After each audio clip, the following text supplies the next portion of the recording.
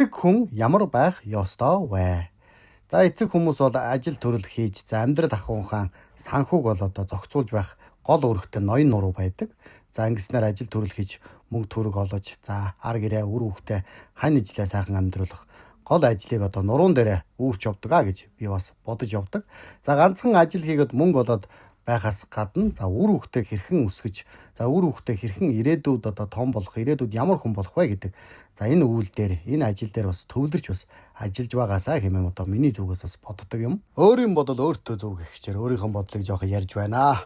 За манай 3 хүүхдийн 2 том нь охин байдаг. Тэм учраас бас мэдээж охин хүүхд учраас галдгооны ажилд бас сонирхолтой.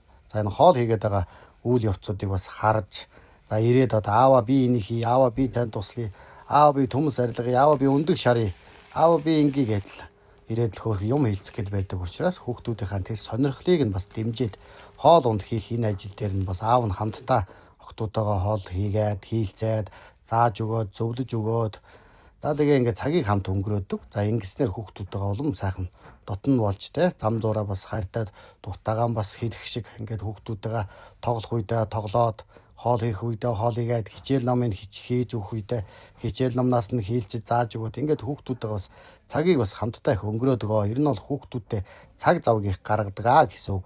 Түүнээс бас ирчүүдийн бас сонирхлын янз янзын юмнууд байна л да. Сайхан бүхөө үзээд, сайхан сууж болж байна. Айз нөхдөөгөө уулзаж болж байна. За янз янзын бас тоглоомууд байж байна. Аав ээжээ дуртай хайлаар байна.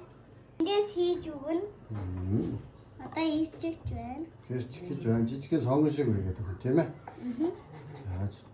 Ер нь бол хүүхдүүдэд багаас нэрдэм номд за альва зүйлд сургаж хүмүүжүүлж явах хэрэгтэй. Хүн болох багасаа хөлөг болох унагнаасаа гэдэг үг байдаг. Тэм учраас ажил төрөл дөртөө эрдэм номд суурьтай ийм хүмүүс болгож хүүхдүүдэд өсгөж байх хэрэгтэй. За ингэснээр бүх хүүхдүүд оюунлаг чадварлаг болоод энэ Монгол улс маань цаашид хөгжин цэцлэх гол ирээдүйч энэ хүүхдүүд билээ. Бид бүгд тэр Монгол улсаа цэцэглэн хөгжөхөд дор бүрнээ анхаарч өөр хүүхдүүдэд эрдэм номд ажил хөдөлмөрт сургаж байх хэрэгтэй билээ гэж боддог билээ. За хүүгээ удахгүй манай хүү манай арай балчир байна. 5 нас хүрээд ирэхээр нойр зүрийн юм хийлгэж хадаас алхаж бариулж за хадаасанд гүйлгэж алханд гүйлгэж заавдаа туслаж бас барилга шороон дээр ажиллаж эхэлнэ миний хүүчин. Ер нь монголчууд эртдээр үеэсээ түүх судраа уншиж сонсож харвал за 5 нас хүрээд л хөвгүүн өрсөдөө эрдэм номд сургаж их үүлэнд бэлддэг байсан байна лээ. За тэгээд зарим нэг ямар их хүүхдүүдэд ажилуулд юм бэ? Хүүхдүүдээр арай их ажилуулах юм аа гэд хэлсэн байсан. За яг гоо тэгээд ажил хийгээд ажил сурсан хүн мууддаггүй юм аа манайхан тэгээд жин чин ирээдүйд нь өөрсдөнд нь хэрэг болгоно. Би ямар ээч би ямар аваад өгөх хүш гэдэг шиг юм болно шүү дээ манайха. За тэгээд иймэр